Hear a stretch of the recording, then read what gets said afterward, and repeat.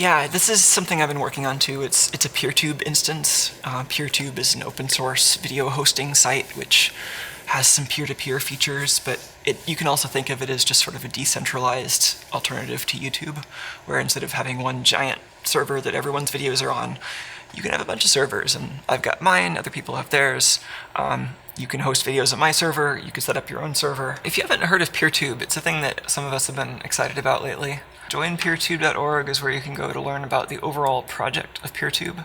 The basic idea behind this is it's an open source, multi-user content management system for video. If you'd like me to describe it in the most boring way possible, it's a YouTube that you can install on your own server if you want your own YouTube. You can just have your own entire YouTube. Like, you have to consider, bandwidth and video availability. And one approach to doing that is federation, where it's not necessarily like a mesh of things that are all identical. Like, it's not like data is sort of flowing evenly across a network of nodes, nor is it like you have this single actor that owns the entire network. But instead, it's like a bunch of separate little silos that all know how to communicate with each other. So you can have kind of separate moderation and administration and kind of hardware ownership and bandwidth allocation and everything else within one kind of community, within one like group of content producers, within one group of, enthusiasts for whatever that particular instance wants to be about. And so far there's an interesting mix of like really general purpose instances that just want to have like all the videos, and then like kind of specific content instances. And so you can learn more about the specific things here, and about the project. The peer here in the name also kind of refers to the peer-to-peer bandwidth sharing that they're trying to really base everything on. So it's using WebTorrent to send you this little torrent file, which at minimum, it gives you an HTTP URL where you can just download the video, but it also gives you a way of collecting chunks of that video from other peers that are downloading it by giving you a tracker server and giving you hashes that you can use to verify parts of that video that you've downloaded. So by doing that, if like some videos are popular, you can have multiple people viewing them and sharing bandwidth so that you don't overload the server quite as much. So yeah, the peer-to-peer sharing is kind of nice, but like the thing that I think is really cool about this is the federation aspect. So it isn't just that you have a bunch of servers that are all separate, it's that they actually do communicate with each other. And if you have videos that are on servers with like compatible interests or goals or whatever, then you can just kind of link their indexes together. So in fact, you'll see that a little bit if you go to my instance. So Diode Zone is the PeerTube instance I'm running.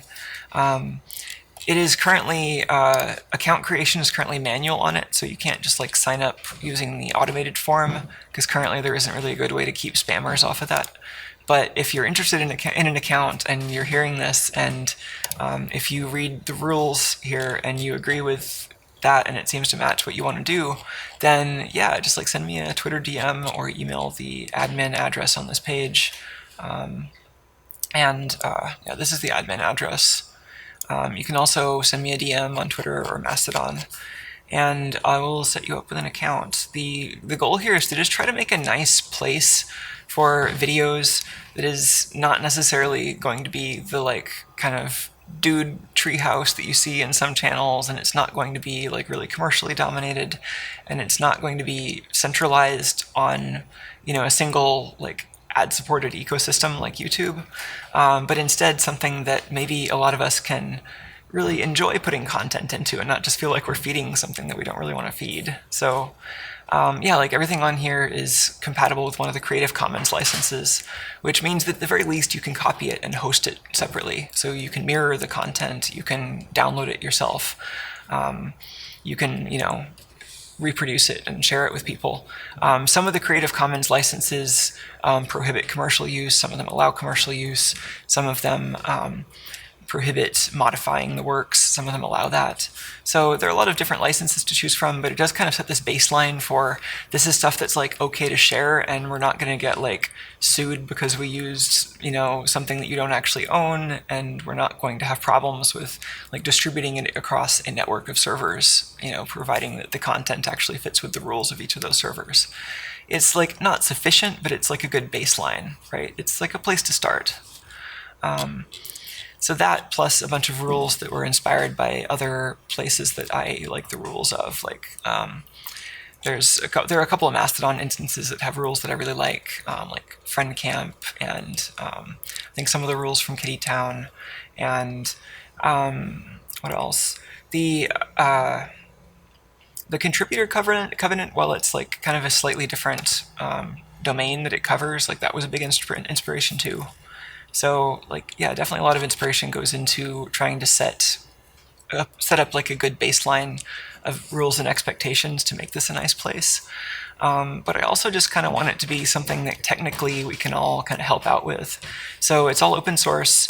It's certainly got its rough edges and it's not perfect. And, you know, maybe there's reasons to like throw out large parts of it and rewrite it or whatever, but like that's all open. Like we can do that. And my main concerns with something like this would be preserving that federation aspect so that with all of these servers linked together, even if we do decide we want to like totally rewrite the back end with something based on HTTP live stream, or rewrite the front end based on like React Native or whatever, like whatever the flavor of the week is, we can try that as long as we keep the federation protocol compatible, which might not be trivial. Like I'm already like kind of scratching my head trying to figure out how different video formats in federation or in like federated activity pub lists stay compatible. But like I think that's the kind of problem that's worth solving. So yeah, there's a lot of stuff on here so far. You can find a handful of folks that you may know and folks that you may not know. Like all of my back catalog is on here, so for a long time the server was just like transcoding my stuff, but it's got a lot of other people's stuff on here now too. Some folks from this channel and some folks from YouTube. I'm really happy to have Blitzity DIY's videos here. A lot of stuff here. There's also a pretty active development community around this right now. They just had the 1.0 release, which I mean, I feel I have mixed feelings about it because it's a huge accomplishment. It's a lot of work. They put a huge amount of work into getting to 1.0. On the other hand, it's still like missing a lot of things that I would really like to have. Like, I mean, some things that are kind of nice, like live streaming, right? But then also like some really basic kind of moderation features are still missing. So I still would consider it a little bit more experimental than maybe the 1.0 label would usually indicate.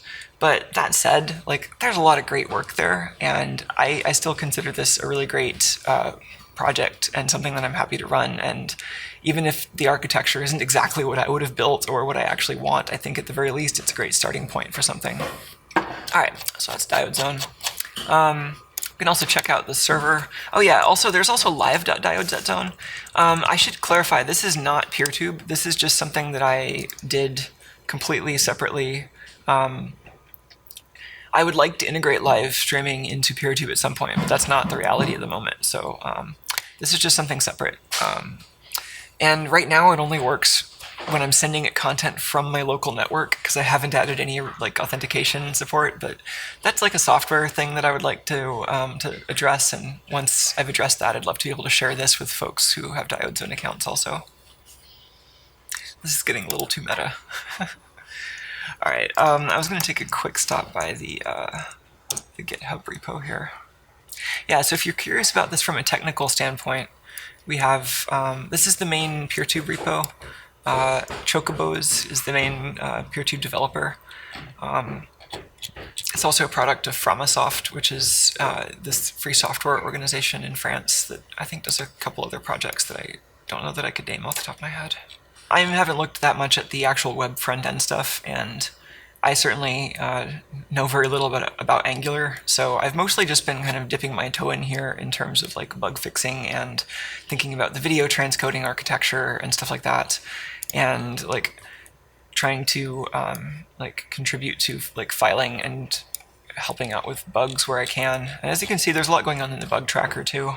Oh yeah, this is one that I think actually might be pretty interesting to us and might be a patch to try implementing.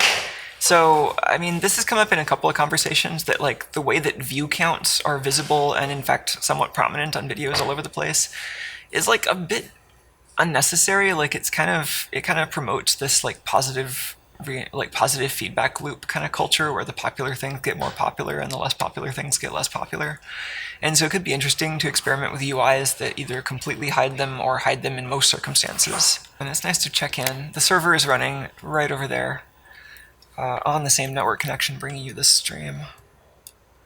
And it is transcoding the latest stream archive right now.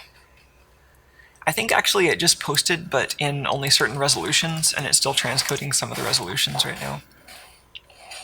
Yeah, this is yesterday's 9.5-hour stream. So you can now, if you didn't see this, you can catch up with the archives on Diode Zone. One known bug here is the longer the video is, the longer it takes to load.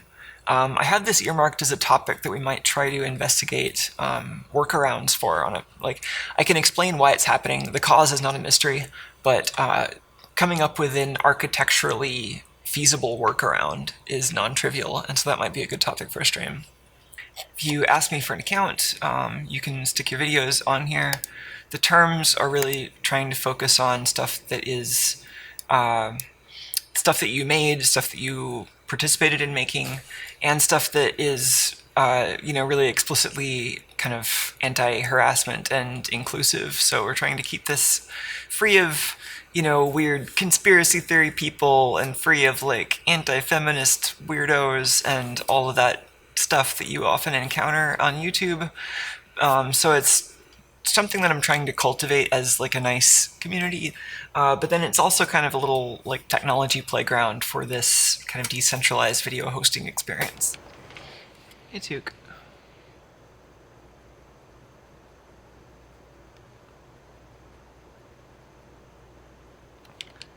Oh, this cat is so good.